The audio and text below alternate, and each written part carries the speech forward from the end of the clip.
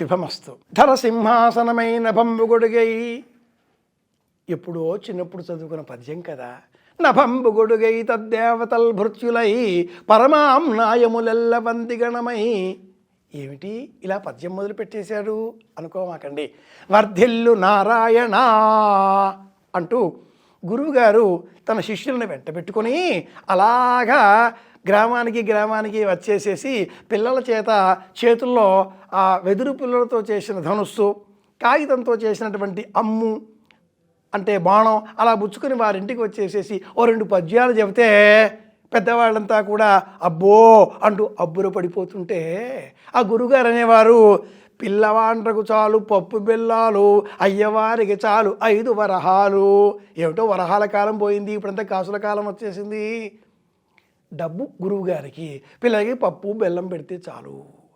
ఇలా సంక్రాంతి అనగానే ఇంటికి వచ్చేటటువంటి వారు అనేకులు.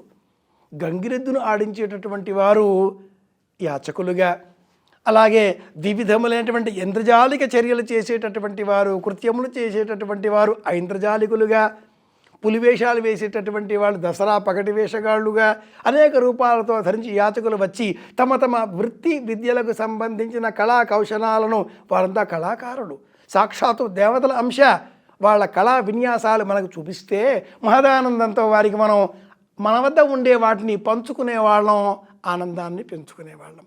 ఈ క్రమంలో హరిదాసుల పాత్ర కూడా ఒకటి. ఎవరి హరిదాసు, ఏమిటి ఈ పేరు? గ్రామాన సంచారం చేస్తూ నెత్తిపైన గుమ్మడికాయ లాంటి ఒక ఇత్తడితో చేసినటువంటి పాత్రని పెట్టుకొని తిరునామాలు ధరించి చేతిలో తాంబూరా పట్టుకొని మరో చేతితో చిడతలతో అలా మీటుతూ ఆ వర్ధిల్లు నారాయణ అంటూ నారాయణ సంబంధంగా వచ్చేటటువంటి దాసరి కీర్తనలను పాడుతూ వివిధ ప్రాంతాలలో వివిధ ఆహార్యాదులకు అనుకూలంగా ఎన్ని వేషాలు వేసినప్పటికీ హరిదాసు అంటే ఇలాగే ఉండాలి. మెడలో ఓ పుష్పమాలిక, నుదుటిపైన నామం, భుజం పైన తాంబూర, నెత్తిపైన గుమ్మడికాయ రూపంలో ఉండేటటువంటి ఆ పాత్ర, పచ్చని పసుపు రంగులో ఉండేటటువంటి వస్త్రం.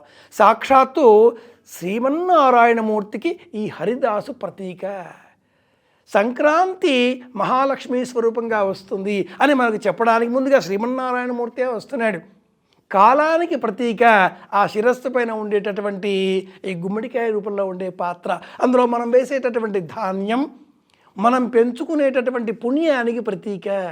ఒక్క ఆ గుప్పెడంత ధాన్యాన్ని అందులో మనం వేస్తే అందులో ఎన్ని బియ్యపు గింజలు ఉన్నాయో, ధాన్యం బింజువులు ఉన్నాయో అన్ని ఏళ్ల కాలం పాటు మనం వైకుంఠంలో ఉంటాం అంటూ మన పెద్దవాళ్ళు చెప్పడంలో ఉండే అంతరార్థం ఏమిటి అంటే, మనలో పంచుకోవాలి అన్న గుణం పెంచుకోవడం ప్రధానం.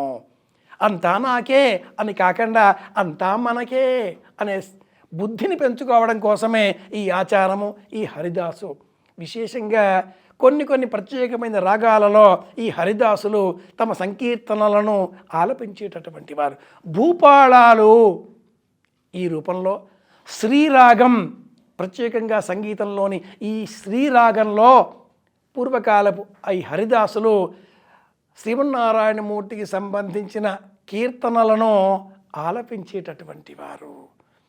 తెల్లవారను తూర్పు దిక్కున తెరలు తిమిరలు గుహల దూరెను కృష్ణా మేలుకొనవే అంటూ చెప్పి ఈ మాసం, ఈ తిథి, ఈ నక్షత్రం, ఈ రోజు, ఇన్ని గంటలకు మకర సంక్రాంతి రాబోతోంది.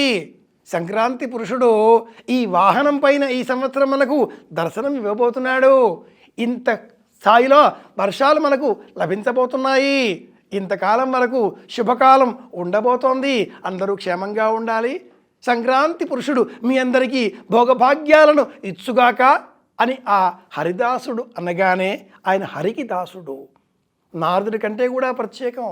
అలాంటి ఆ హరిదాసుడిని సాక్షాత్తు హరిగా మనం గుర్తించి కాసింత ధాన్యం అందించడం, నమస్కరించడం, కాసిన్ని డబ్బులు ఆ ఇత్తడి పాత్ర కావచ్చు, వెండి పాత్ర కావచ్చు, కంచు పాత్ర కావచ్చు, గుమ్మడికాయ వంటి ఆ పాత్రలో వేయడం అన్నట్టు. ఏమండోయ్, ఈ కాలంలోనే గుమ్మడి పూలు విరిగా విరుస్తాయి, గుమ్మడికాయలు బాగా లభిస్తాయి. కూష్మాండైర్జుహ్యాద్యోపూత ఇవ మన్యేత యథా అనేటటువంటి ఆ మంత్రభాగాన్ని భ్రూణహైవ మేషభవతి యో యోనౌ మనం చేసిన సమస్త పాపాలు తొలగించుకోవాలి. గుమ్మడికాయ దానం ఇవ్వాలి. బ్రహ్మాండానికి భూగోళానికి ప్రతీక ఈ గుమ్మడికాయ దానం ఇవ్వకపోయినా గుమ్మడికాయలో కాసిన గింజల వల్ల ఈ బియ్యం గింజల్ని మనం అందులో వేస్తే ఆ విత్తనాలు ఎలా మనకి మళ్ళీ ఫలించి పుష్పిస్తాయో, వంశం వృద్ధికరంగా మారతాయో, అదేవిధంగా మనం చేసే ఈ దానం కూడా వంశాన్ని వృద్ధికరంగా మారుస్తుంది అంటుంది సంప్రదాయం. ఇది ఆచారం, ఇది ధర్మం. కనుక అంతరించిపోతున్నటువంటి హరిదాసులను, గంగిరెద్దుల వారిని, వివిధ కళారూపాలతో వివిధ కళాకారులుగా ఉండేటటువంటి వారు వారి కళావృత్తులను ప్రదర్శించేటటువంటి సమయంలో వారిని అందరినీ మనవారిగా మార్చుకుందాం. మన వద్ద ఉన్న వాటిని అందరితో పంచుకుందాం. సంక్రాంతి పండుగకు సంబంధించిన ఆనందాన్ని పెంచుకుందాం. మళ్ళీ కలుసుకుందాం. మీ కాకునూరి సూర్యనారాయణమూర్తి, వెంకటరమణయ్య గారి పెద్దబ్బాయి.